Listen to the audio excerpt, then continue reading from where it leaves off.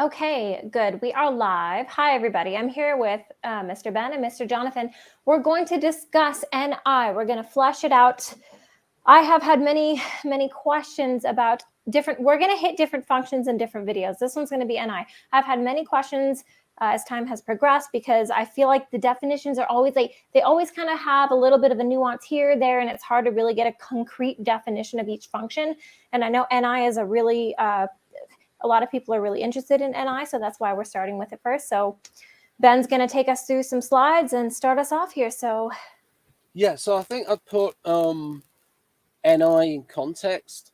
So NI in correlated Keirsey roles, so like NFJs, they're about developing people, mentoring. And so someone like Jonathan, INFJ, like even though he's not a counselor, there's a bit within him that Keirsey would say is there's a sort of a natural predisposition towards counselor, or he would be quite good in that role, because and I would say the role draws on, say, NI with feeling functions, and so there's a theme there of development. Now, socionics calls NI intuition of time, but again, it means development. I once said change, but the problem is with change, it might just mean one, two, like jumping all over the place, changing in an NE way, but it actually means development. And so the NFJs have a natural, because it's NI with feeling, and it's within the diplomatic intellect, and it's about developing people, developing themselves. And with NTJs, such as yourself, it's about project development and frequently coordinating resources towards a long-term strategic objective. And so it's NI with TE, with practical thinking. And so you got a lot of that strategic thinking and the ability to, if the plan goes awry, because they are goal focused, they're able to adjust the plan in order to get to the results. And that's what I picked up from Keirsey. And it is that distinct difference with Guardians, because Guardians also plan a lot. So it's like, it's not just the planning. It's more, the Guardians are more process focused and they plan a lot. I remember Elena saying, ESFJ Resembler, that she sticks to the calendar 6 months ahead. But if something goes wrong, she doesn't know what to do. She needs the calendar. So it's like Guardians rigidly plan, and I think the NTJs can adjust the plan. And so it's like they're goal focused. They can adjust the means to the goal, whereas the STJs especially are more method focused, process focused. So that aspect of NI about developing, that is a theme I see in a heck of a lot of definitions of NI, and even in Jung, where he wrote something such as its prophetic foresight is related to, and I remember Victor Galenko, when I showed him a thumbnail of the Baron's thumbnail of INFJ, and he wrote II because foresight is NI. So this thing of foresight, seeing how things are going to develop, that's a theme I see in a lot of definitions of NI, and you see it at the whole type level. Like I said, with the NFJ is developing people, NTJ is developing projects. So it's like NI is this word that we come up to sort of name a process, and it's like we can't prove it's real, but what we can say is NFJs tend to be good at this, NTJs tend to be good at this, and these two things both have development in common. So what I'm going to try and do here is talk about NI in terms of what we know about it, like the things we're sort of the most certain about it or least uncertain about it, and then towards the end get into more of the mystical aspects of how it might work. And that's what Jung got into, because he wrote about a mechanism of how NI might work. But the problem is his mechanism goes into a lot of other ideas of his, and especially there's a very complex idea of Jung about the image. but what he meant by image was sort of a fantasy image that was. Anyway, I should do that later because it's complex. But here, this is a sort of a, I suppose, a TI argument, or rather an argument from consistency about defining NI. So, as I've said, from the whole type level, we can see that NI is about developing. And so if we look at this opposition here, and something else that we see across the 16 types is we make predictions about, oh, if a type is good at this, it means they're weaker here. So it's like the law of psychological asymmetry, where if you've got strong NE, you've got weak SE. And it's like these oppositions. If you've got strong NI, if you've got strong SI, you've got weak NI. And so, for example, we see with the Guardians, they're about stabilizing the situation. So it's that. If it ain't broke, don't fix it. And then you got NI there. And again, following procedure, you want consistency with the past. Don't try and fix it. Don't try and improve it. Whereas NI is about improvement. And also, from your point of view, you and your husband, you got your INTJ, you can see in these economic things, like this is going to hell in a handbasket. Whereas the Guardians tend to not see what's happening because, I mean, you and your husband might think, because I certainly think there are a lot of Guardians in finance, and it's like they can't think outside the box. There's the thinking in the old way. The fundamentals have changed. They're not, as Peter Schiff would say, they're not joining the dots together. I mean, he would say, why can't people join together these rather obvious dots? Right. But I feel that way about everybody. That's NTJ. So I'll ask you, Jonathan, do you think that bit is true, if that opposition, that SI is stability and NI is associated with developer, and those actually being mutually exclusive? Because you have two SI dom parents. Yes. I don't know. I don't know if I would say stability and development are mutually exclusive. I think, because I would say that you need a strong, stable foundation in order to develop properly. That's how it seems to me. Like, it's kind of like if you're planting a bunch of seeds, you need to be careful with the soil and so on. You would. I think what I should do is elaborate on, cheeky interruption, but elaborate on what they mean by stabilizing the situation. So the Guardians want to... I would say I would phrase it differently. It's sort of a phrase from Barron's and also from the leadership style that Keirsey has for Guardians of stabilize. It's about... Yeah. It's like they want to... It's like I said, if it ain't broke, don't fix it. Yeah. That's what I mean by stabilize the situation. Going towards what has worked in the past. And it's like the opposite of innovation.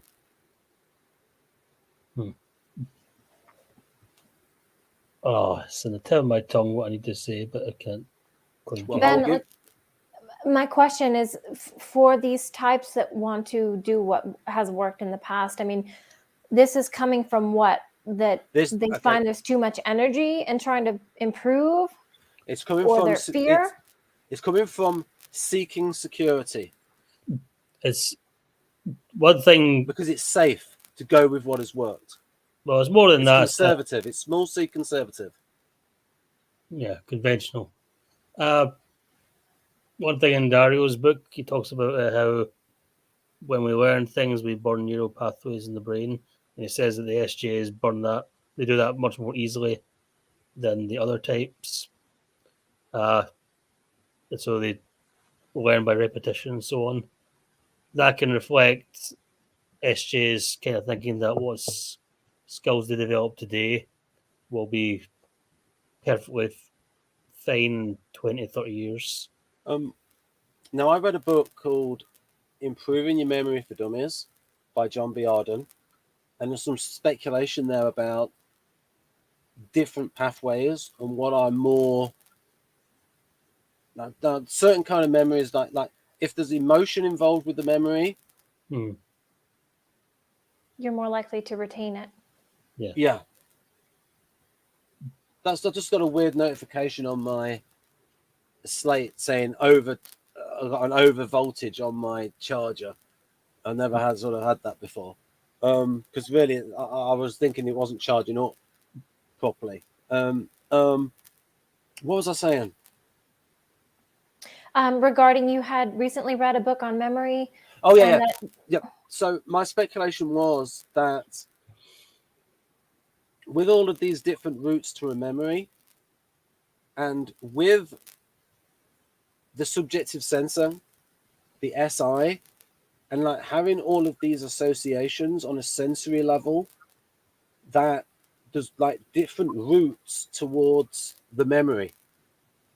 And I was thinking, that could help to explain why Guardians tend to have good memories. And I've like tested this on 3 or 4 people when I've typed them, and when they're Guardians, they do like the sensory description. I think you talked about it, Jonathan. You don't like all that like description of clothing and like a room and something in a novel, but the Guardians tend to like it. Yeah, the Guardians and the NPs and INFPs can do that quite a bit. And I presume INTPs as well. But yeah, you can see the SI, tertiary SI coming in with like George R. R. Martin and stuff like that. I can imagine an INTP doing that with like all of the details of like on like a scientific level. Oh yeah, in science fiction, like get all the processes. Yeah, there's a science fiction author called Brandon Sanderson. Apparently, when he takes the test, he gets INTJ, but I'm pretty sure he's INTP. He's famous for his magic systems, but they're all very scientific and like made it like a periodic table for how they work. He's got all the different ways. Like you'll have like a dozen different magical abilities, and you'll know exactly how they all match up and how they work. Like if you can use, some will be using magnetism and some will be using gravity, and they imagine different metals. You got to work it out though, because you don't want to have the problem of if you have a character that's overpowered, the audience will be asking, well, why don't you use this? Why don't you use that? Oh yeah, he's very much about the rules of magic, and I've got to work that out for a character called Tamsi, like because she's got psi powers, and I've got to work out the limitations, like when they can be used. Anyway, I would say that for the cognitive functions, whether it's SI or any of them, it's not really a question of fear or anything like that. It's more like being left-handed or right-handed. Like I'm not right-handed because I'm afraid of using my left hand or anything. It's just how my brain works, and I'm not using NI because I'm afraid of using SC or NE or anything like that. It's just how the brain naturally works, just in natural inclinations. So same with the SJs as well. They're just naturally thinking along these lines. That's what just comes to them. And there is correlation with being perhaps a bit more anxious and afraid and role-bound at times, but they're not quite the same thing. Yeah, because these, for me, SI and SE are, they go beyond the function in that, because it's really, they're different from the other 6, because the other 6 that you can deduce from knowing what introverting and extroverting means, and say you cross that with say with TI. If you know what introverting is, and you know it's subjective, you know what thinking is, then you can deduce the properties of TI. And the same with TE, and the same with FE, and the same with FI. But you cannot deduce all the properties of SE and SI from that, because if you define SI and SE deductively, all you would get for SE is sensory acuity. That someone is, say, very good at paying attention to the sensory input outside of them. It doesn't tell you that the level of excitement and stimulation and the emotional reaction in that, and like the aggression and all these other things, it's like that doesn't come from that deduction. That comes from observation of the type. And that is what Van der Hoop saw, because Van der Hoop objected to Jung's definition of sensation.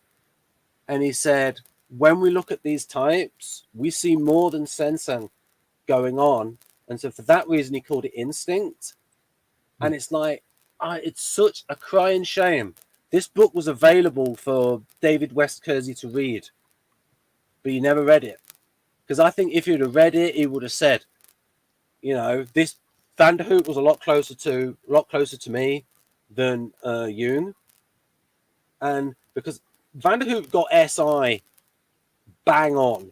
His SE, now to be honest, is not completely artisan. There's certain traits in there that are not artisan, but his SI profile, bang on Guardian. It's like he talks about the conservative farmer that treats his animals kindly and does everything in the same old way. And he mentions, like, he's like paraphrases that 3 or 4 times in a profile that's like 4 pages, does everything in the same old way, does everything the same old, like, and it's like this, his SI Dom profile is just Guardian to a T.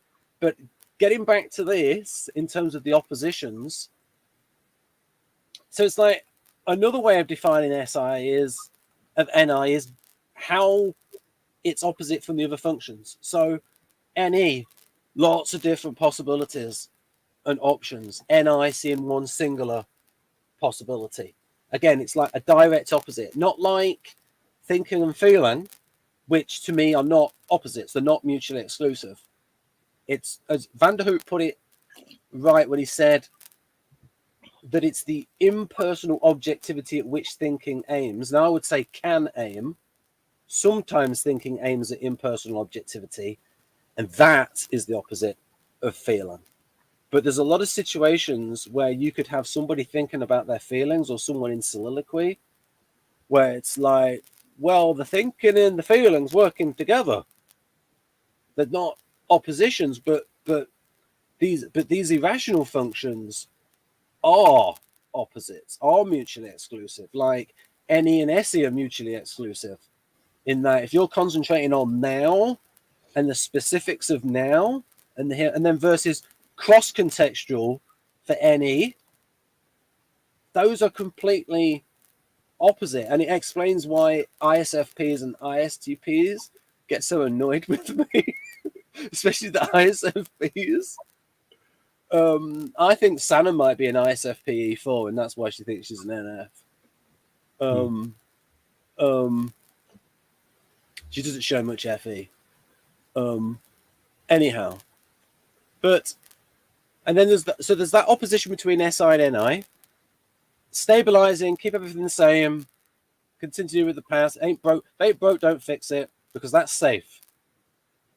When you're monkeying about it and developing and changing it, because there's lots of examples of projects that get cancelled. Like, I mean, I can talk about it in the military, where you have projects for 20 years, 30 years, and they can get cancelled because they're trying to do and examples of projects where they were too ambitious. Just a short example. So there was the Zumwalt, the American Zumwalt stealth cruiser, but they call it a destroyer. Really advanced, loads of too many technologies, and then it got cancelled after 3 ships because it went past a certain budget level.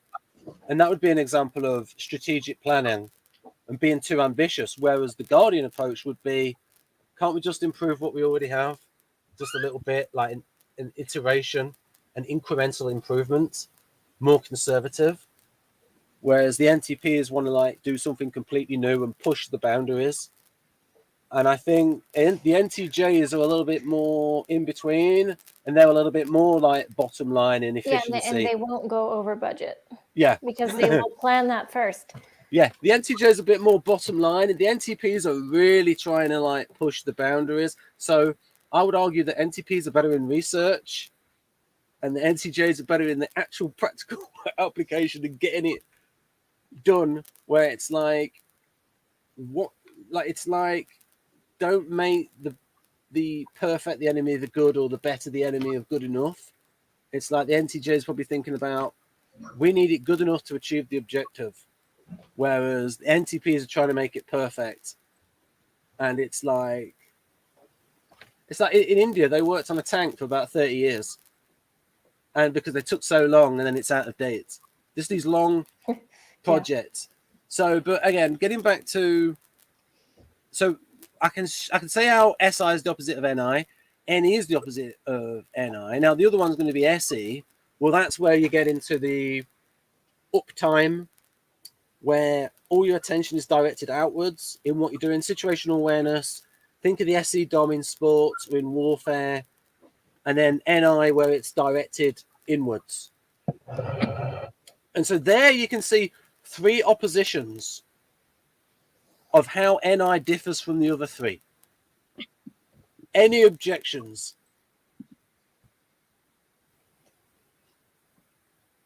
No. What about you, Jonathan? I was away for a second, so I missed some of that. But Okay, so I was just saying that. So in summary, like in defining with these irrational functions, I think you really can define them. well, But again, it's not just a case of I'm not just defining these in a TI way where, oh, I'm going to make them all opposite. You know, the way Socionics does. It tries to make everything opposite. But this is what I actually see at the whole type level. At the whole type level, I see MPs going all over the place and having lots of options, and NJs being focused, something we see. At the whole type level, we see artisans being focused in the moment on the here and now. At the whole type level, we see guardians wanting to have a consistency with the past and being conservative. And if it ain't broke, don't fix it attitude. And so what I was saying for the difference, so we've covered the difference between NI and NE, many options versus one singular vision. And then we've done SI and NI. And I was saying with SE, Jonathan, that you've got the two NLP ideas of uptime. Oh, I never mentioned in time and through time. So Keirsey would say for artisans, here and now. So that would translate to NLP in the moment, in the present situation, uptime, situational, as Dario says, immersing in the present context. And the now would correlate to in time, in the present moment. And NI is downtime, more within, more related to the unconscious, and through time. And there we go, we get that idea with development again. So you can see those oppositions. And with that, we have out of body versus in body. But I mean, it's Yes, kind of redundant. yeah, a little bit. And Dario said, and even Sociologists has talked about that when in an NI state, you can be out of touch with your body. And that's a little bit different from SI. And Jeff's saying, Guardians will tell you about their medical problems. There's a match. They're like that. And there's so many Guardians in medicine. In fact, quite frequently, you get a lot of your like high-level Guardians in medicine. Like your sort of like, I mean, even look at Dr. Julia, ESFJ neuroscientist. For her, she said the frustration was that it takes like 10 years for her research to like then get on and then develop into something that can actually help people. So this again, this is an argument from consistency and an argument from what we see at the whole type level. So it's like trying to do the stuff that we're most sure about first about NI. Mm-hmm. Any objections, Jonathan? no. Right. So I'm going to scratch compare NI to SE, NE, and SI. Yeah, I mean, you can compare them to the other irrational functions. The reason why I don't call them perceiving is that I have a notion of perception. That perception is related to thought from cognitive psychology. I'll get onto that later. And also, there's something that Linda Behrens said that she calls them. She calls the judging functions evaluatory functions. And then when I saw value in that, and it reminded me what Vanderhoop wrote, and he said, "Hang on a minute," because Jung wrote, because he was criticizing Jung, because he wrote Conscious Orientation, like his first book on conscious his first book. Okay, Vanderhoop wrote a book that came out about a year after Psychological Types, called Physique and Character. No, not Physique and Character. He might have called it. Anyway, he wrote a book that came out about a year afterwards, and he sort of like his thinking on Jung was very similar to Jung, And so you've got to think, though, he's a practice of a psych. So the fact that he came out with that book a year after means that he knew that for 15 years before he then comes out with the book Conscious Orientation. And he's working as a psychiatrist as well, and he was trained by Jung. And then he gets to that point where he's INTP, like Van der Hoef is INTP AF. More INTP, like people will debate Jung's type, but Van der Hoef, INTP AF. And Jonathan, can you hear this? Yeah, I hear this. Right. And so then he gets to a point where he's criticizing Jung, saying that feeling is about attributing value. And he says, hang on a minute, other functions have value involved. And I'll say, that's right. Look at what SE values, excitement, and all these things in Keirsey. And we're going to say, hang on a minute, SE is not just a perceiving function. SE can evaluate an experience by how stimulating is it? How exciting is it? Or SI with, okay, how safe is this? How comfortable is this? NE, oh, how interesting is this? So all of these functions have value with them. Also, all functions are evaluatory. So this distinction between perceiving functions and judging functions is not that clear. And so Jung's original conception of irrational and rational is better. But even then, he said that only when thinking and feeling is used deliberately is it rational. And he wrote about if thoughts just occur in your head and it's like chance ideas and stuff, that's not thoughts being rational. And the same with feelings. It's like when you're actually using it in a deliberate process way to evaluate an experience, then it is rational.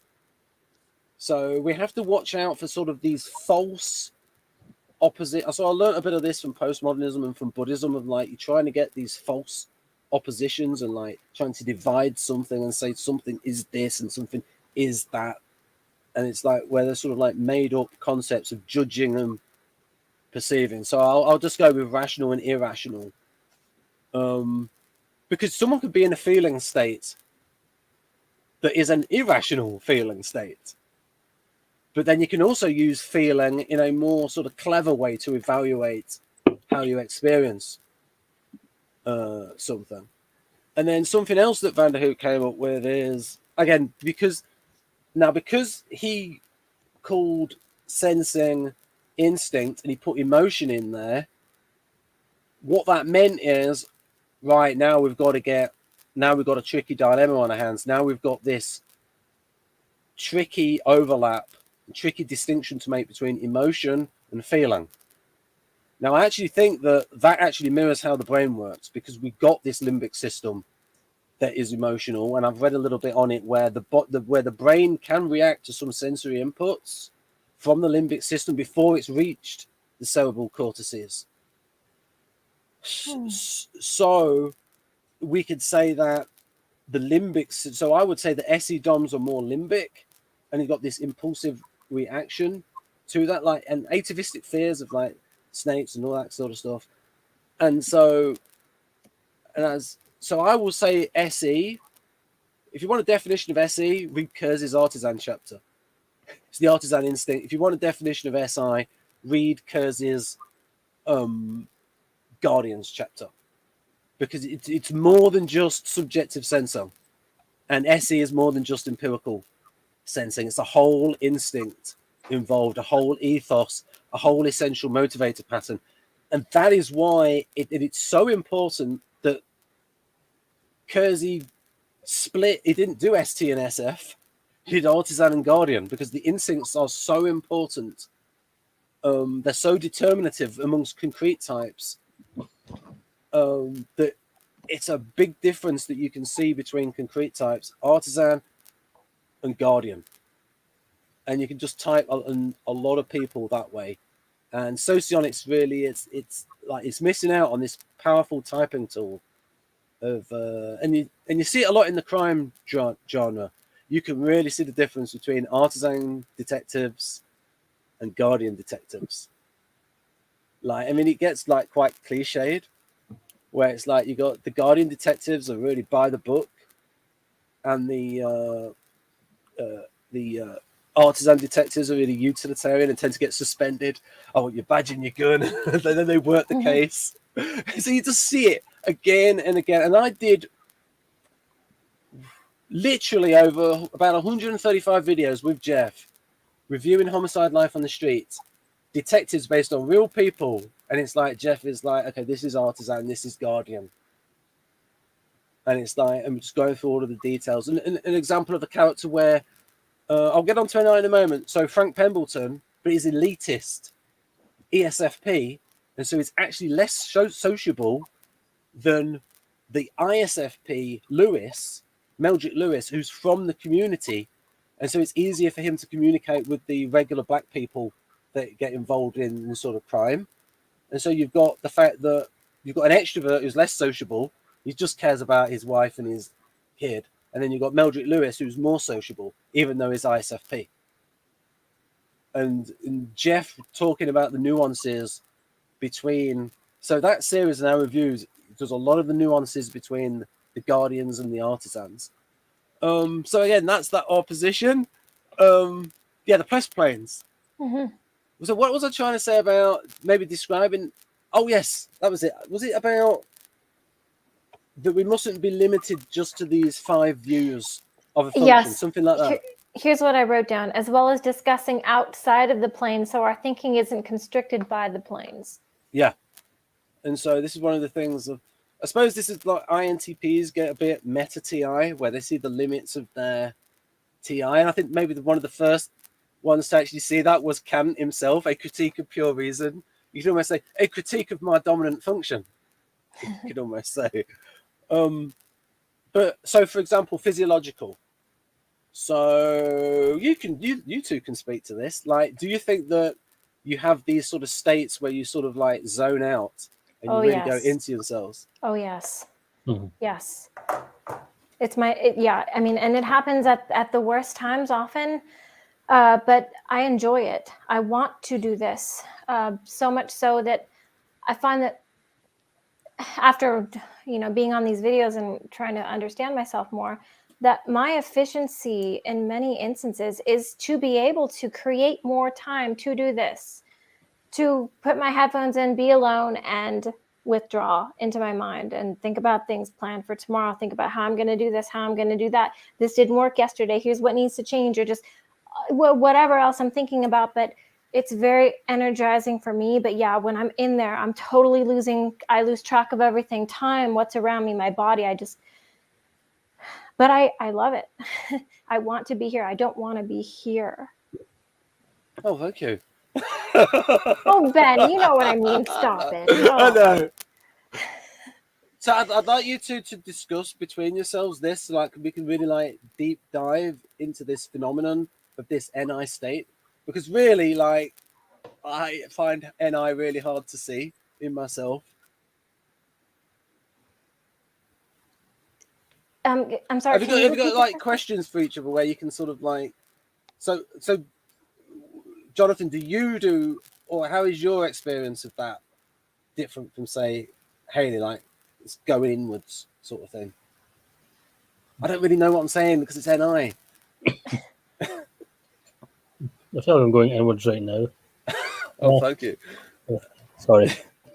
I think it's hard for me personally.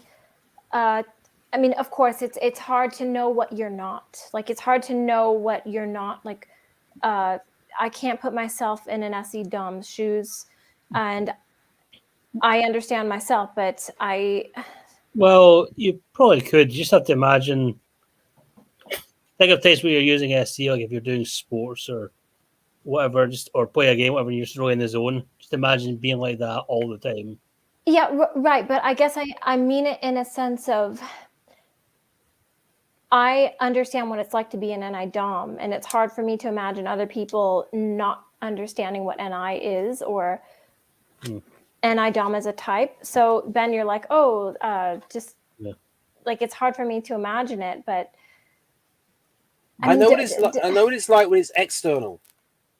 What do you mean? Well, like when I talked about NFJs and NCJs, when it's working together with other functions, and I can see what it can do for somebody. What I find hard to understand about NI is, what is it actually like when someone is in that state? To me, it's almost like I'm dreaming.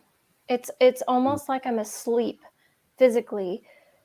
And interestingly, I have a very vivid dream world when I sleep. I dream every night. I have the craziest, most vivid dreams. And I often wonder if it's not because I have so much practice during the day and vice versa. But yes, it's almost like I'm there. It's like a movie's playing in my mind, but not very detailed, interestingly. And we've discussed this, but it's like I'm really there, experiencing something from the past, which I don't fixate on the past, but a lot, unless I'm trying to pick out stuff that went wrong so I can, try to compose things in the future better. But like, for example, thinking about doing something tomorrow or how I'm going to set up this shoot, when I'm thinking about it, it's as if I'm actually there and I'm seeing everything play out. And I'm seeing this wall here on the side with the light hitting the wall, and like how I'm going to set up a photo shoot, for example. And oftentimes when I actually get to the place, because I'm just so poor at actually seeing what's there, like I totally miss something huge that's going to influence, like I don't see it, and so it's not detailed in my mind. But yeah, it's almost as if I'm dreaming. I'm awake, but I'm dreaming. But yeah, I forget about my body. I forget about everything. Even when I'm listening to music while I'm here, it gets to the point where I don't even hear the music anymore. But interestingly, I need the music aids this process, but it's like background noise. It's feet, and I'm assuming with me, it's going to be my NIFI. And so a lot of the time when I'm thinking, or some of the time when I'm thinking, my FI is influencing, like, thinking about something that I want to do or planning and how I feel about that. And I have strong feelings about doing this or not doing that because that's not right according to what I feel. And then the music that I like, that I select, is kind of feeding that mood for me. But it gets to a point where I can't even hear the music. I just can't even see anything. I'm just so lost. I don't know if that made any sense to anybody, but that's just how it's intellectually it does. With me, it's like, it made sense to me. Yeah. I relate to all of that. So, Jonathan, what's your equivalent of that, or your own experience of NI? It's much the same. It's just not necessarily thinking of like photo shoots or something, but I can imagine scenarios, or can imagine scenes from movies that may have happened, or may not have happened, maybe how I would do it differently. Like, I saw a film yesterday and I thought, oh, this scene could have used the bad guy going on a rant, and I was just imagining today what that rant would have been. And it's like I was there in the scene, or even imagining what it'd be like on the set and talking to the director as one of the actors. Just like being really immersed in the imaginary moment. It's very tied to imagination, shall we say. Like up here, just being lost in the vision of whatever it is you're thinking of. There was a video where a woman was discussing NI, and there's something she said that really hit me. And I'm assuming it's the same for other dominant function, like other people with different dominant functions. But she said, it's as if I'm at the mercy of the function. And it's getting better with age, like snapping myself out of my mind, but it's still very, I just go in. I can't control it. I just go there. And when I get stressed, I think it's even worse. When I'm busy, it ends up in me doing really dumb things, like putting my coffee in the cabinet. I just made a cup of coffee and I'm putting stuff away. I put my coffee cup away in the cabinet, and then I'm like, oh crap, where's my cup of coffee? I can't find it. Oh, you dumbass. 10 minutes later, I find it. And like stupid stuff. And this causes me to misplace things and lose things and bump into things, because it's just, but that really stuck with me. I'm at the mercy of the function.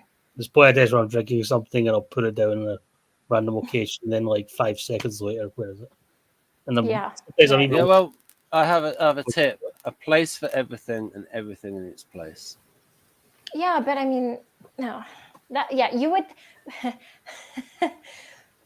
I think, no. When you're so a place lost in your for mind, everything. you try. A place for everything and everything in its place, because then you know where stuff is if it's but always that's in the same requiring place. you to be here in the moment to put the thing in its place. Oh yeah, frequently I hate doing stuff, and it's like if I'm doing something, like I want to listen to something, I want to listen to a podcast or Peter Schiff or the Duran, Alexander Mercurius. I want to listen to if I'm doing something boring, like but if it's something physical, because it's like I want to be thinking. So the issue I have is like I want to be fair to all of the functions, and so when somebody writes, so it's like when Dario wrote about and he put insight under NI, and I think when Vanderhoek did it as well, and I think and Dibley objected to that. I object to it because I think all 8 functions can be insightful. I think someone can have FE insights, like about people in the room or the body language that they picked up on. I think you can have SE insights. They could just read something in terms of their observational. All the functions I believe can be insightful. And so also when it comes to imagination, I have an imaginative subfunction of all the introverting functions and a creative subfunction of all the extroverting functions. And so I don't like when, say, imagination is sort of pegged on NI. Because, like, say if for instance, when you can have, say, an ISFP is well set up for this, to imagine a situation and imagining the sensory components of the situation and the feeling components of the situation. And so I would say, okay, you've got FI imaginative and SI imaginative going on there. The tricky issue when it comes up in Jung is, and this is where we'll get to this later when he talks about the image and the fact that the image does have a sensory component to it, but the actual thing that it represents is behind that image. And so you get this idea of the symbol where it's like, it's not actually what it's behind it. It's like, it's beyond the sensory. And it's like, so this is like one of the reasons I object to, like, it's like what, because a lot of typology is created by, and people who write about it are abstract types, and they take away a lot of the high end stuff from sensing types and put it in intuitive types. And so it's like how I separate intelligence. I separate logical mathematical intelligence from TI, because also you see these types that these people who resemble a type with low TI, but they can have really high logical mathematical intelligence. And I just talk about how TI people tend to improve their logical mathematical intelligence because TI tends to rely on reason for its rational elaboration, like to reason out and see that their subjective thinking is internally consistent. But long story short, this is why the imaginative part of where you talk about SI and imagining what's going to happen, I just think that's role SI.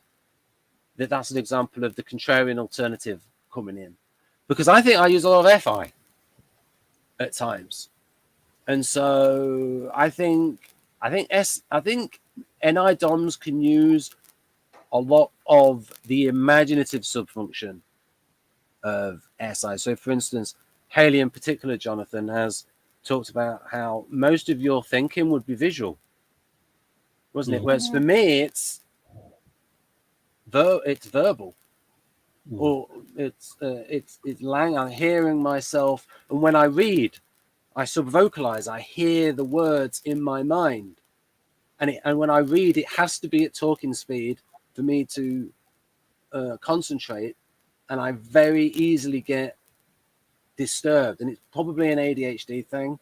Like, I definitely had the ADHD behavior as like a young child. Like, I really was like hyperactive and like naughty and like moving things around. So like, I think I'm cast iron ADHD. Jonathan, am I ADHD? Yes, and also Very what? orange. Very orange. Yeah, That's you the turn the- sun. Yeah, turn the light on. That's what I say.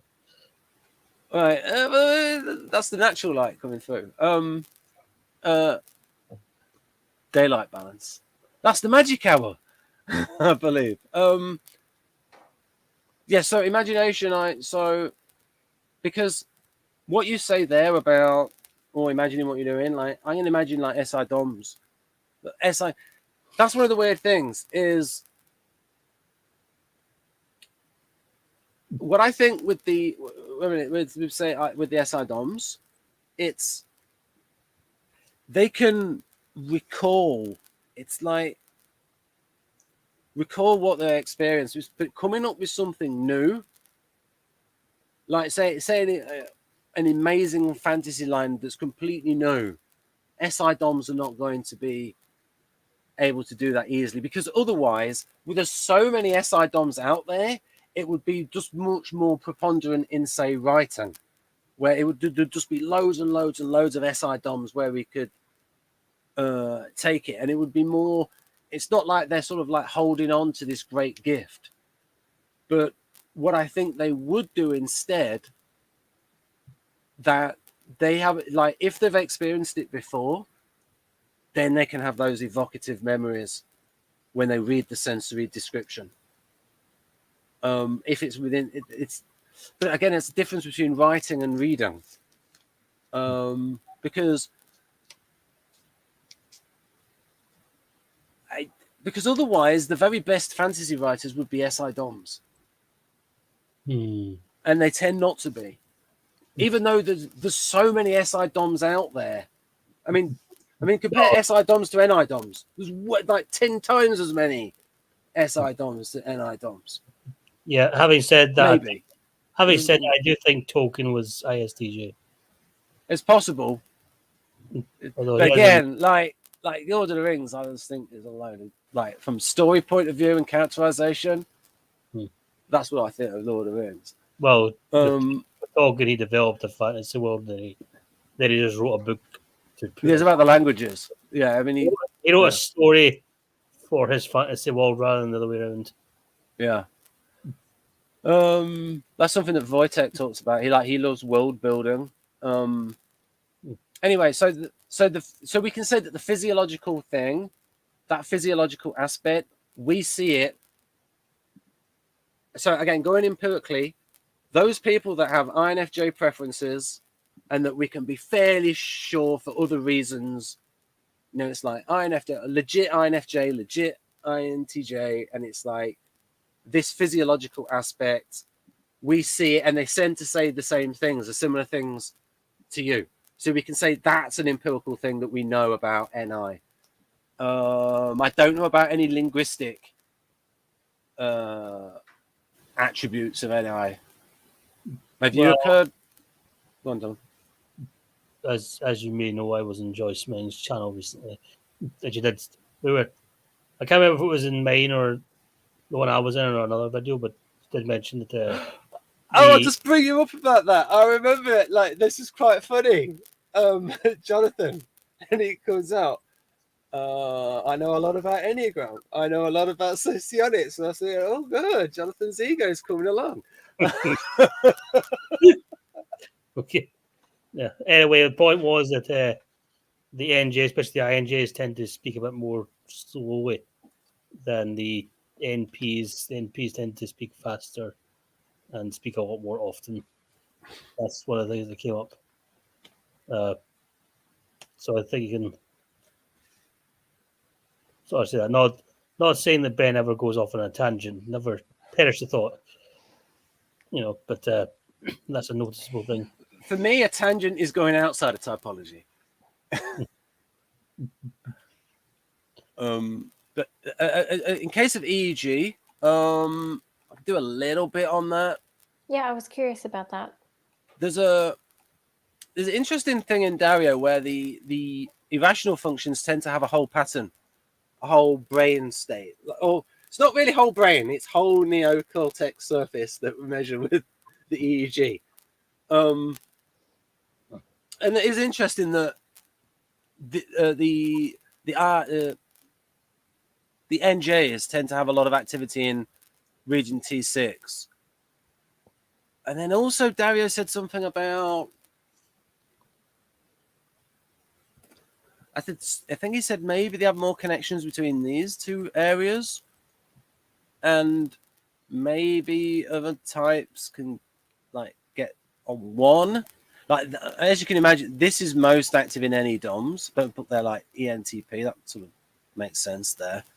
And the IS types have a lot of activity in the back of the brain. So that fits the idea of, as I would say, the SI harmonizing, no, not SI harmonizing, SI imaginative subfunction, where it's like you're literally the ability to, or where ISFP, and I believe her when she said she had a photographic memory, Imogen, where like that, just that rich inner visual imagination. All the IS types, they have most activity there, O1 and O2. So there's a sort of a correlation there. And this is interesting with the FE. Bit of a digression, but I do find it interesting that FE polar ISTJ, even that type has activity here. And that's a key difference between ISTJ and INTJ. Both of them have reduced affect display, but the ISTJ is more socially conscious because they're a guardian. And that's an example of temperament giving you a little bit of extra that you wouldn't have got just from, because just going off functions, unless you had a definition of SI that included the communal aspect of it, the cooperative aspect of it, that it shows the difference in the FE polar. Jonathan, well, you got an ISTJ parent, so do you think that they're more socially clued in than, say, INTJ, or maybe they care a little bit more about what other people think? That's not necessarily. I don't mind you reframing what I've said, because like to something more accurate. I don't see it so much in my dad, but I know he was more sociable when he was younger, and there's also the fact that I'm not very sociable at all, so I wouldn't be. If he was going out, like socialize and talk to people, I wouldn't be seeing it. Usually, he was quite routinized. Like he would go to his job or go to the bookies or whatever, and then come home and watch the racing. Stick to his routine, basically. They wouldn't socialize so much, but I wouldn't necessarily say he's worse than INTJs. I think he wasn't as interested, shall we say. What it might be is it might be a fact of this commonality in that if we reverse the ratios of NJs and SJs, where it's like for the ISTJ, 50% of people are going to be like him. And for the INTJ, it's like there's not many other people that are rationals. Like I agree with Keirsey, it's probably like 5% of the population are NTs.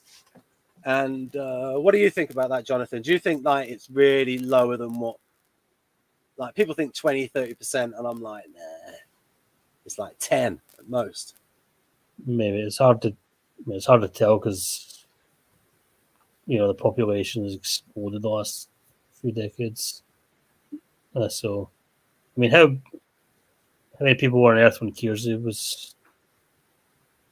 I mean, like their data. I mean, like they went up quite. I mean, he only sold the business recently, Keirsey Jr.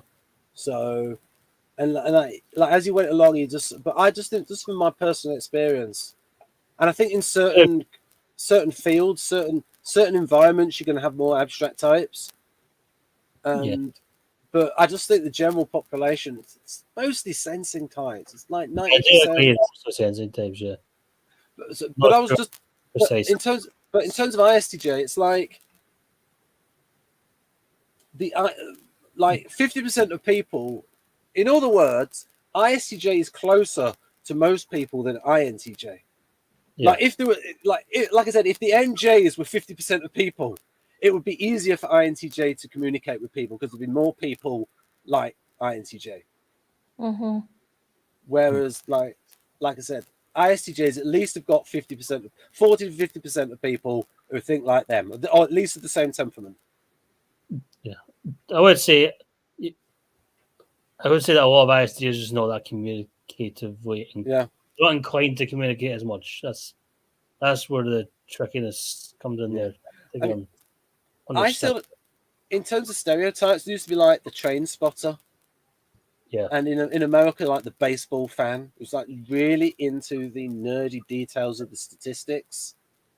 And now, but something happened in the 1990s where the ISTJ can become the king in a certain context, the pub quiz champion. Perfect role for ISTJ, the pub quiz champion.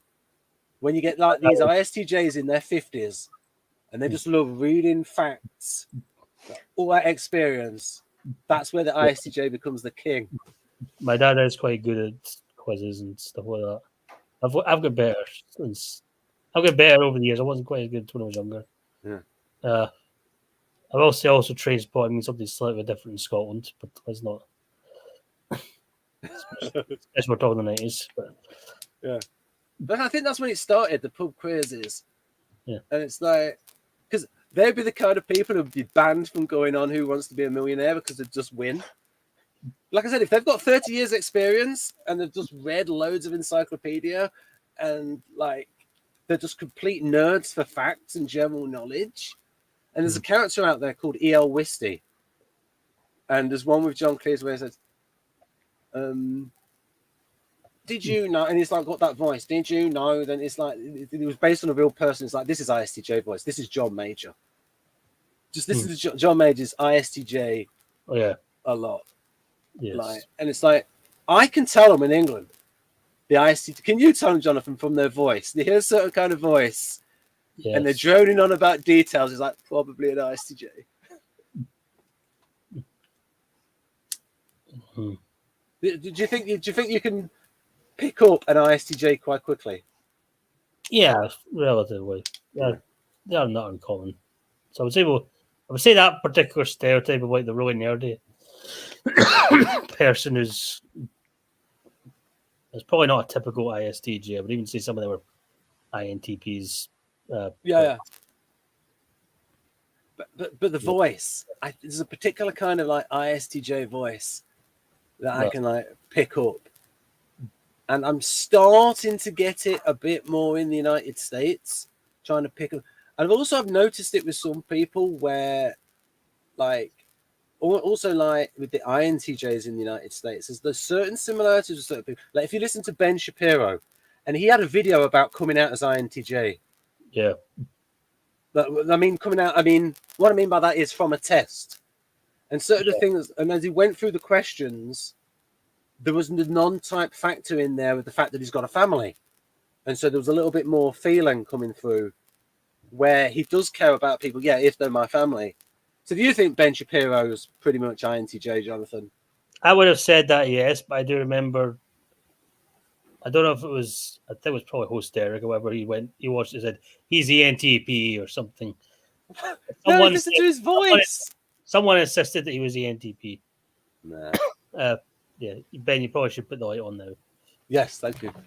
I didn't notice that. My SE is worse than your two. Yeah. I would say INTJ for Ben Shapiro is a good guess. Anyway, so that might be another tell for at least for the INTJs, that there's a certain like reduced affect display and there's something in the voice. He does speak quite fast though. I actually think that Jordan Peterson might be INTJ. He has like. What about you? I agree, yeah. Because it's just his affect display. It's like also Brian May. Like I was gonna say, I always call him sometimes Brian. Glad to be here, May. because like Brian May even looks like Newton. Yeah. Finally, I remember I have seen a couple of different days for Jordan Peterson. One of them was actually ESTP. I think that was from someone who just does not like him at all. Yeah. They just thought I've just never cared much for Jordan Peterson. I just don't find any of his information.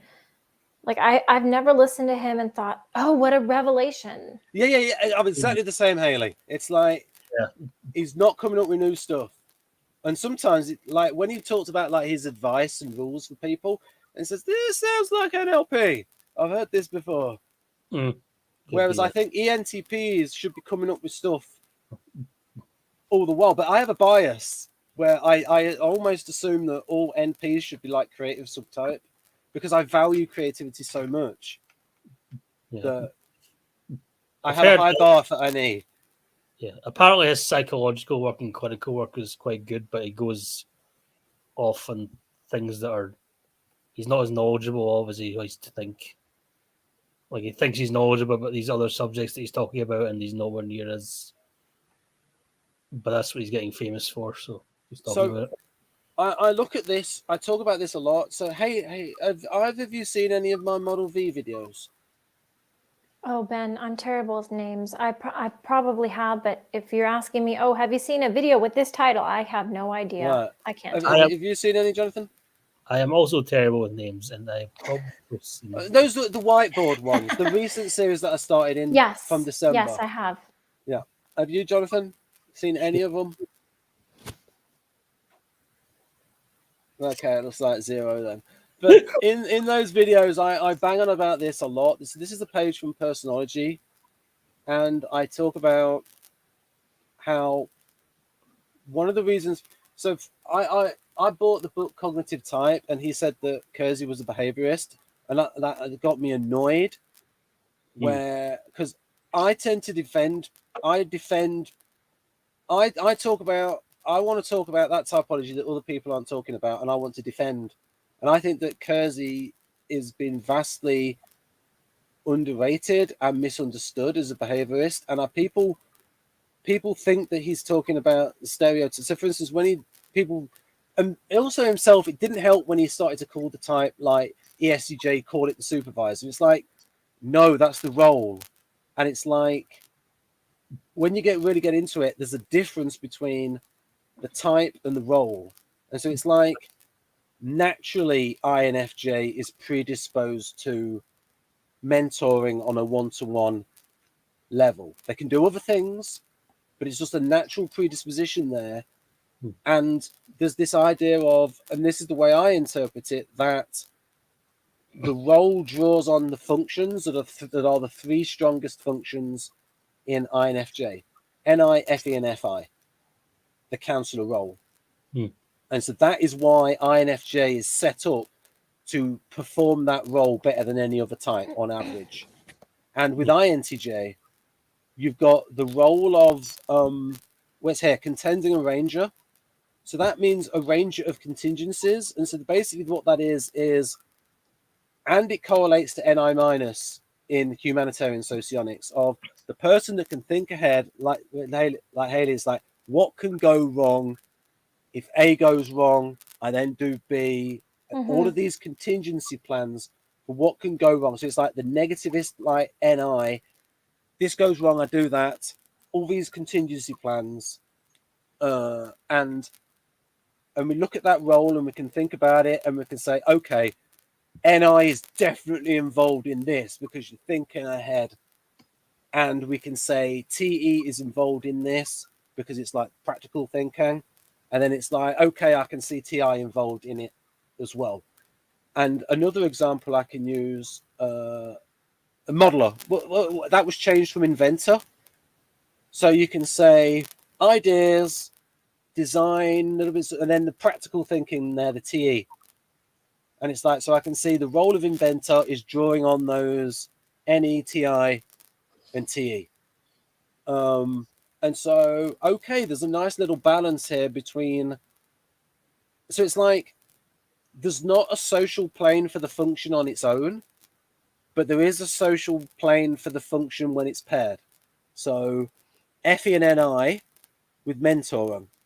And again, you're developing people, and NI with TE when it's project development. Mm-hmm. And so I would say that the social plane of the function. But again, it's not one-to-one. It's when it's paired with another function. And we can see it on the whole type level. And so I think that's useful. So Keirsey doesn't do functions, but he has this system of intellects that does correspond to the top two functions. So it's like Keirsey doesn't talk about functions, but he talks about something, mentoring, that correlates to FE with NI. He talks about mediating that correlates to NE with FI. He talks about monitoring that correlates to TI. You see what I mean? So it's like he's got a correlate to a function when it's paired. Mm-hmm. And it's a socially intelligent role. It's an action. And it's like something we can see. And then also we can think about like, what is it like when other types enact that role? So Imogen's brother, ISTJ preferences, but an artist. And when he enacts the role of artist, he does it in an ISTJ way. So I call it, actually, I got the term, I sort of got it from Dario when he said, I tried to explain it. It's like, oh, I couldn't understand it right. And then Dario said, oh, Ben, you mean atypical of the type? Yes, Dario, you got it right. Atypical of their type. And so I call this, you can have atypical role enactment in a typical way. So, for example, think of an NF prison guard and you'll get barrelcloth in Porridge. Have you ever seen Porridge, Jonathan?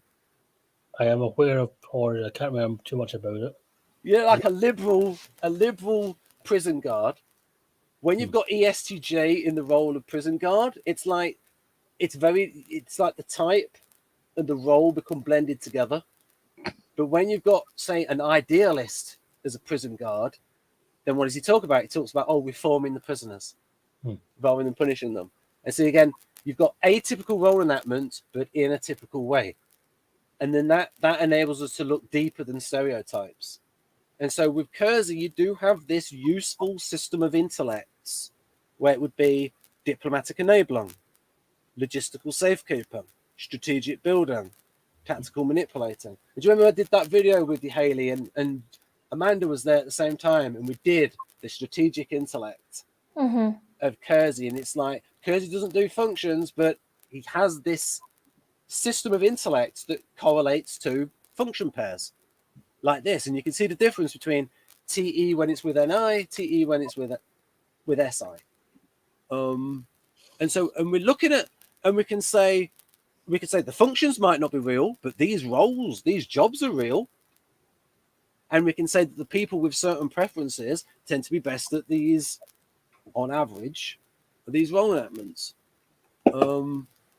Now, what I actually came up with a naming system based on Keirsey's for the types. So by the time you got to personality, you called like INTP the strategic accommodator. And I thought, I don't like that. You're mixing up that with that. I want to call it the accommodator rational, because that's your interaction style, accommodating, responsive accommodation with the name of the temperament rational. So you would be a contender rational, Hailey, and Jonathan would be a contender idealist. And I think that is the proper Keirsey name for the types. The interaction style and the temperament. And then all this stuff like the promoter, the counselor, those are jobs. Those are social roles correlated to the intellects. And that's like a complementary theory. And then Keirsey also has this stuff about word usage. And then the tool usage gets more, the tool usage is bound up with the intellects. Because Keirsey said that his focus of attention wasn't what people have in mind. His focus of attention was on what people can do well. So it's good I think Keirsey would be a good system to use in human resources. So these are the roles. So if you want to read that to yourselves or read it out and comment on it. So Keirsey on the role. This might be your chance, Jonathan, if you read through this and say, where's he going wrong? Where's he going right? So like NFJ should be best at this. Mm-hmm.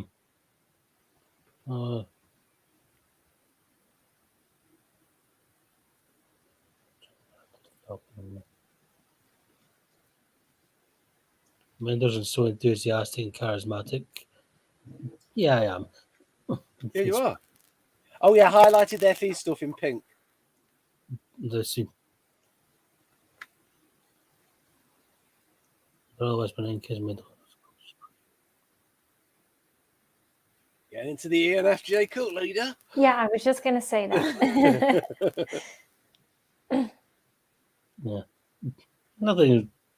Also, is pretty standard. It's pretty solid, isn't it? It's pretty solid. Yeah. As Wojtek said, it's hard to find anything wrong with Keirsey. But what I like about Enneagram is that Enneagram can nuance Keirsey, and you can sort of see how it varies a little bit. Like when we did how the sixes vary by the Keirsey temperament. And then we go, teachers and counsellors. Yeah.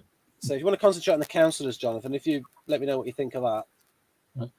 Well, first I want to say these are all meant to be jobs, and I didn't know mastermind was a job, but there you go. Oh, I actually missed. Once we've done this, I need to go back to this little square here, because that's where Keirsey really goes NI, and it's like if a socionics person types anything, it types that as EII, I'm going to go crazy. Well, fed up, it's like so obvious. Just interjecting to say we have 20 minutes and. Well, this is going to have to be a multi-parter then. Pardon me? This will have to be a multi-parter then. Most likely. Well, there's a lot to discuss. I understand that. Yeah, definitely.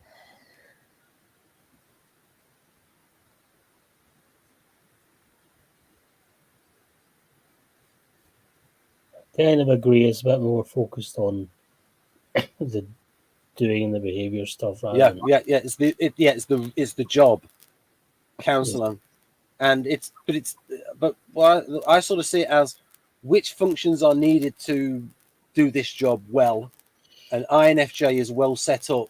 Well, you'd think so, but in practice, a lot of actual counsellors are not INFJs or. Yeah, we know that because there's loads of other types, but yeah, like INTJs and INFPs and stuff like that. Yeah.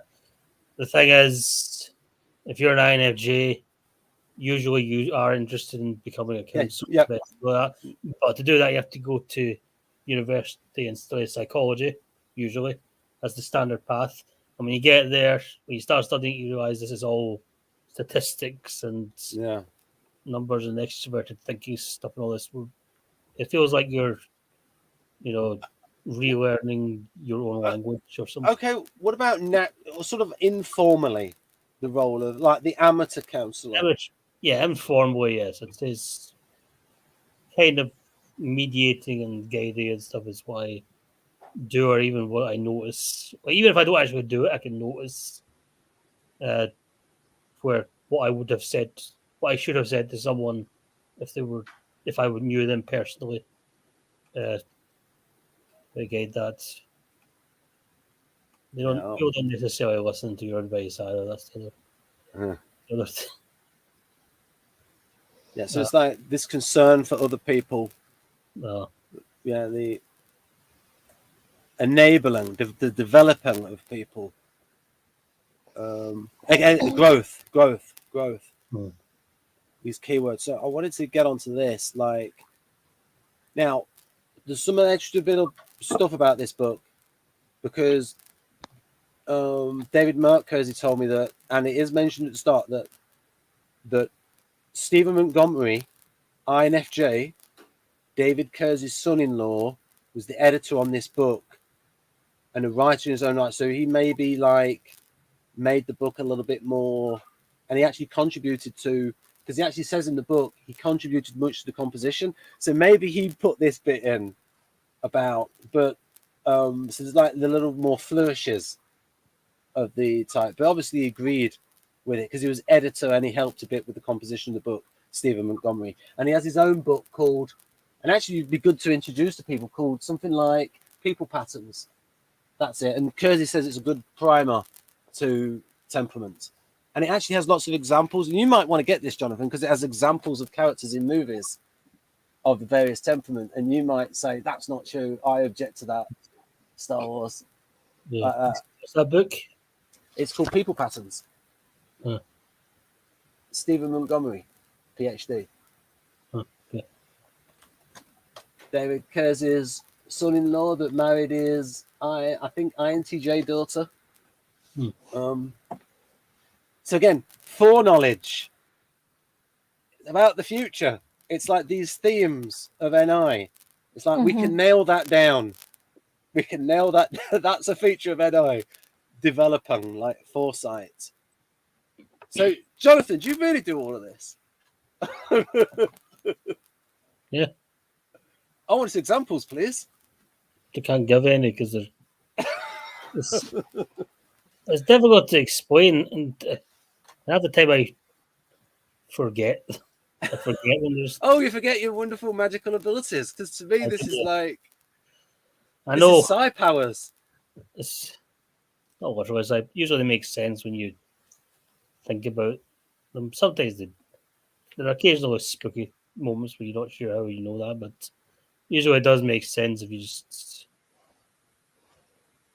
Have you done uncanny communications with certain individuals at a distance outside the internet? Oh, you know, like telepathy. I don't know if that's what he means by that. But, yeah, that's a little far-fetched, I think. That's maybe, unless he means something else, like I don't know, maybe we're 100 feet apart and I just make a gesture and they make a gesture. But I like how he phrased it. Most likely of all the types to demonstrate the ability. It's not like intrinsic. Yeah. To. I don't know. I think my sarcastic stare can be picked up from pretty far away. So. Yeah. However, I think I can do this counselor role quite well. Only if 1, I care about the person, 2, I have the energy for it, and 3, it's going to come off in a very dry way. Effie break. Yeah, you would have good practical advice, especially if someone's coming for you to like business. Yeah, but I have to have the energy for it. Yeah, that's the thing. All the IN types can be low energy. I wonder how I would do in the mastermind role then. Pardon? That requires TE. Like, I think it can be doable because, like, Tamsi did it, but she had an ENTJ father. Yeah. I think it's about. I like the distinction that Galanka makes about, but I use it differently between information and energy. Like in terms of someone being intellectually capable versus how interested they are in doing it and how much like intellectual energy they have to do it. Yeah, definitely. For me, I have to have the energy and be interested. And so I think that might be the case with Jonathan, where intellectually you could probably do the mastermind role, but would it leave you a bit cold? Yeah, it'd be tiring. Yeah. But I will say that I devote energy to things I find interesting. Yeah. So the little energy I do have, I'm like, you know. So what we can do is like we can sort of finish with this bit where it's like, again, Keirsey on how NTJ is. But again, this is not about NTJs. This is about the role of coordinating. Now, in here, I use different, you know, Keirsey INTP keep on changing these flipping words like order and organization. So this is coordination. And then the other one is construction. So when you say he keeps changing his words, you mean like in different versions of books all of a sudden? Yeah. He's got different terms. He changes his terms between the books because that's INTP is tinkering with trying to get the right word. This is part of my frustration with this, everything in personality scope. I find that functions, and part of the reason why I wanted to make this video series, whatever.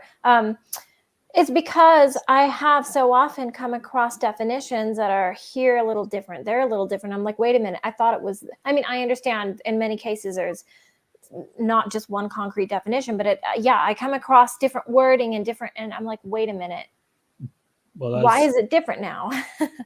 That's because, firstly, in a way, that's almost proof of the or evidence for typology that people are, seeing, and the different types are interpreting things in different ways. So they're using different words, they're using the same word differently. That's one example. There's also culture and stuff.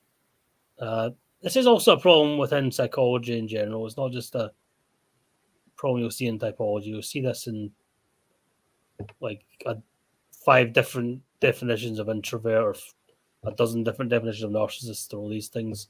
The words change. Like if you look at the term gaslighting, for example, that used to mean something incredibly specific and incredibly specific kind of abuse. Whereas nowadays it's all over the place. People use gaslighting to mean almost like having a different opinion or telling a lie or whatever. I've heard people say they gaslight themselves, which is not what it originally meant. You get this like semantic drift. So because we got to finish soon, it's like this bit here on it, this purple bit on NI.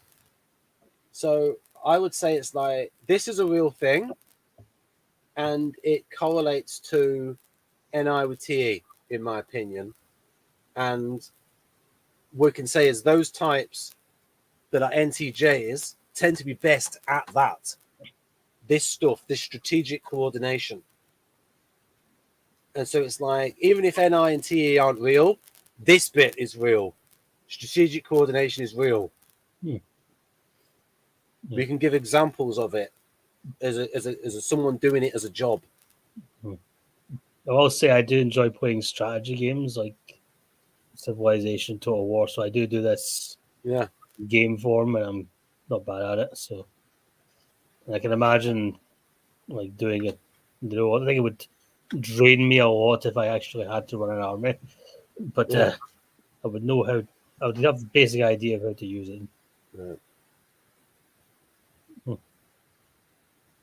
So what about that, Hailey? Did you relate to that? That's the getting the serial order. Well, it depends. It depends if it works. And again, I know we've discussed this a lot, but I mean, I have little energy, and when I'm doing something, depends on if other people are involved. I just want what works. And I mean, if I know the procedure and I know it's going to take us, or high probability of taking us towards getting that done, I'm going to do it that way. Yes, it requires a specific order. I'm going to give everyone a task. You do this, you do this, you do this. We've got this amount of time. Can we complete it? Yes, we can. Let's go. Let's do this. But if it doesn't work, I'm very open to and good at manipulating the order on the spot to get to the goal. Yeah.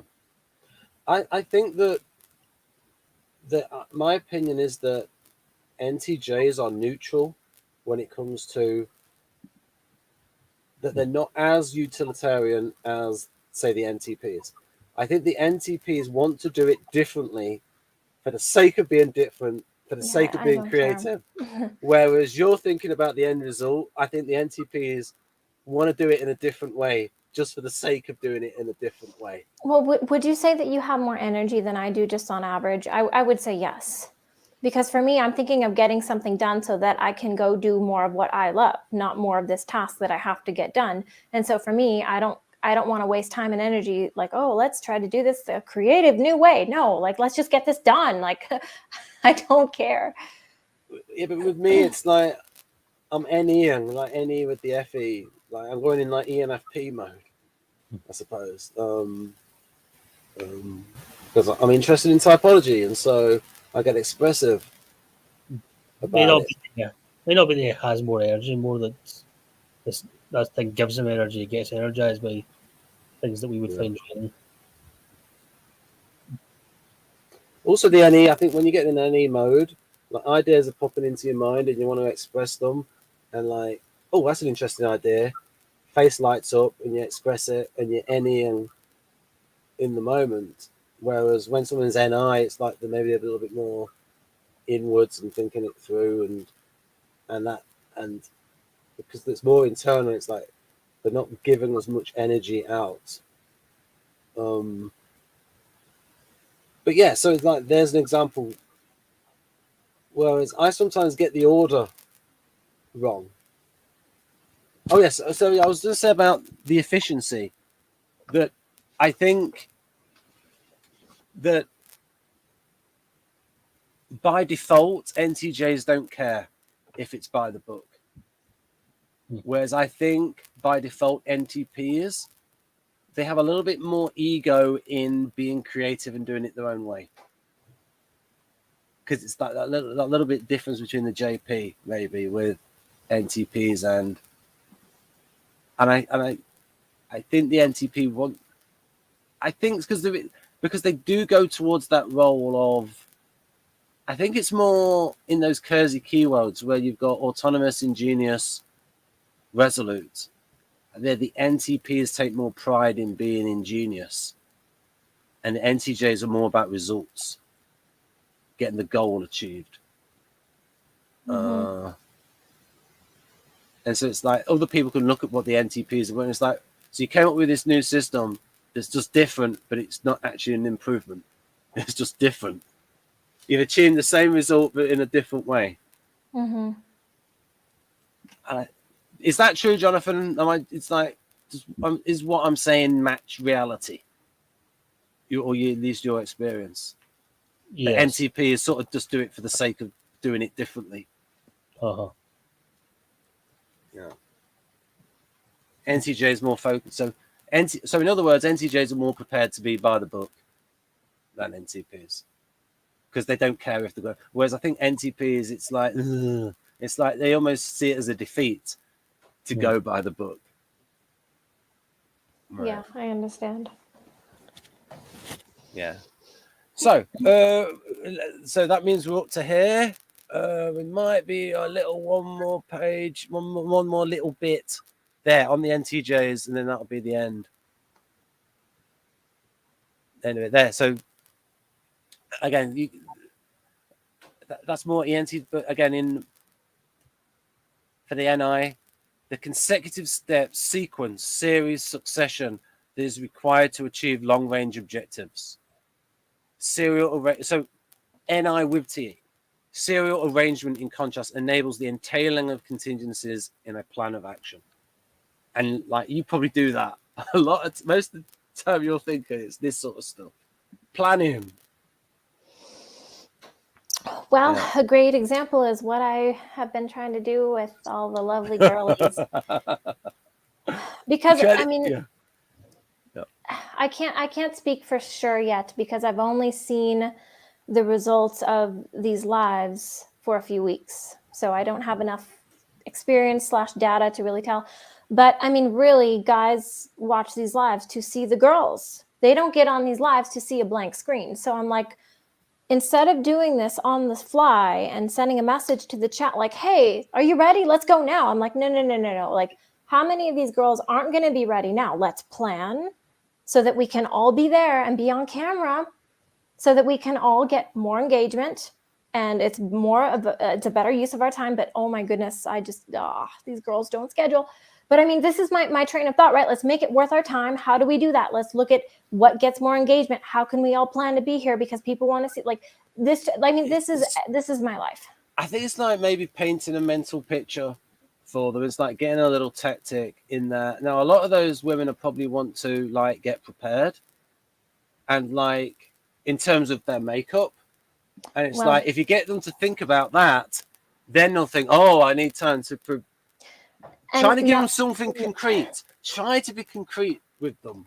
Here's why that's going to work. And I'm assuming because we're an hour and 30 minutes in, because I'm going to spill a secret right now, but a lot of people know, but a lot of people don't know. These girls with large Instagram pages, when they go live, they're not really there. They're pointing their phone at a screen of them. So the girls don't actually have to be ready. Right. A lot of these girls are not really there. They're recording a pre-made video of themselves as if they're there. So they don't actually have to do their makeup and their hair. So even more how frustrated I get when it's like, all you have to do is point your phone at a screen.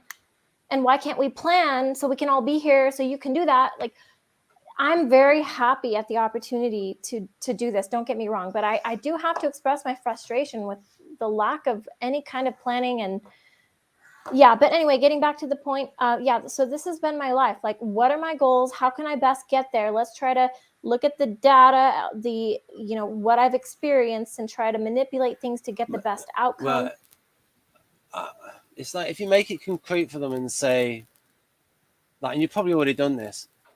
If we don't plan, this happens. If we plan, we have a better chance of this happening. And painting a mental picture and get to a point where they imagine that. So this is like future pacing and NLP. Get them to imagine that future. Try and make it as, because NLP goes on about all these sensory qualities because they're created by STPs. And if you get them to imagine those sensory qualities, get them to imagine to be in that place at that time and all of the benefits of it, then yeah, but at the same time, there is some risk involved. And the risk is if I annoy one of the hosts of these chats, they'll just say, yeah, no, thanks, Hailey, kick you out.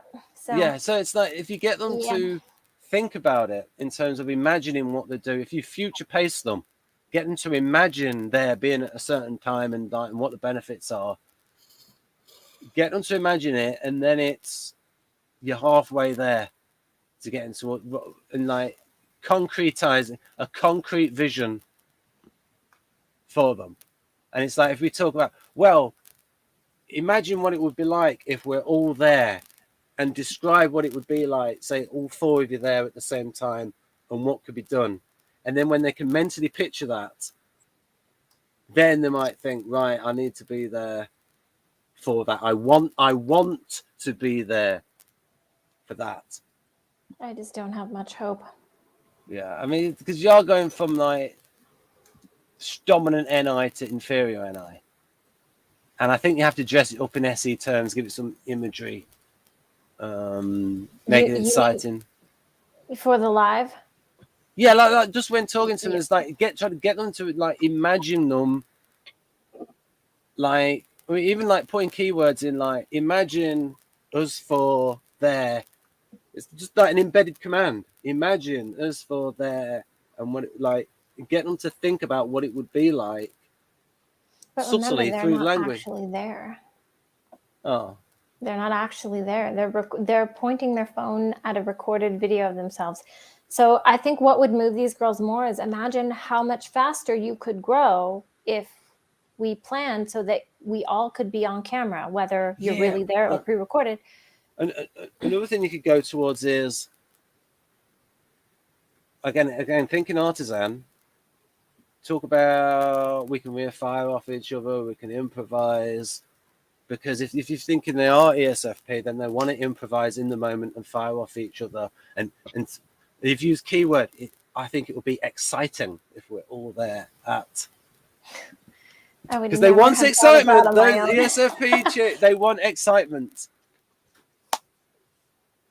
Yeah, but I mean, if they truly wanted excitement, wouldn't they actually be there going live, not pointing the phone at a video of themselves? Yeah, I know, but you got to paint a picture for them with words. They may find that boring, so what they're actually doing while they're pointing the camera is more exciting than that.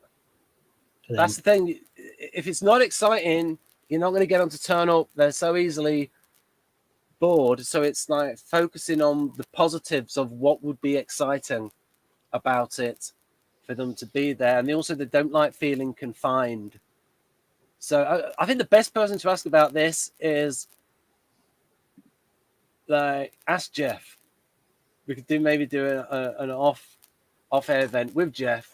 So Jeff, how do I get all these ESFP chicks to turn up? Yeah, because I mean, what I'm doing is not working.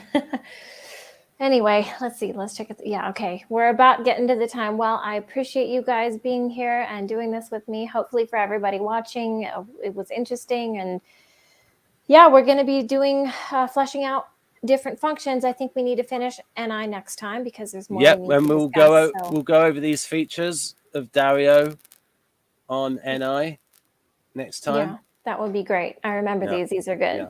Yeah. So, okay. Well, with that being said, thank you guys very much. I appreciate your time, and we will see you guys at the next on the next one. Bye-bye. Bye.